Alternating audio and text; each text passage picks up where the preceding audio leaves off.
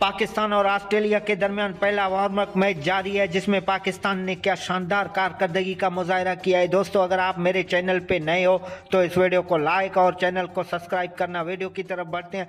पाकिस्तान और ऑस्ट्रेलिया के दरमियान 4 रोज़ा वार्म अप मैच जारी है, जिसमें पाकिस्तान ने आज टॉस जीतकर पहले बैटिंग करने का फैसला किया, लेकिन पाकिस्तान के कप्तान शान मसूद ने क्या शानदार कारकर्दगी का मुजाहरा किया है। शान मसूद और बाबर आजम ने उसका भरपूर साथ दिया और पाकिस्तान ने 326 रन बनाए हैं ऑस्ट्रेलिया के खिलाफ पहले दिन के इख्तिताम पर। पाकिस्तान टीम के कप्तान शान मसूद का साथ सरफराज अहमद ने भी भरपूर दिया है और सरफराज अहमद 42 रन बनाकर आउट हो गए थे और आज मोहम्मद रिजवान की जगह सरफराज अहमद खेल रहे हैं। दोस्तों, क्या ख्याल है, पाकिस्तान इस वार्म अप मैच में ऑस्ट्रेलिया को शिकस्त दे सकता है या नहीं? और पाकिस्तान की आज की कारकर्दगी से ये लगता है कि पाकिस्तान वार्म अप मैच में ऑस्ट्रेलिया को शिकस्त देगा।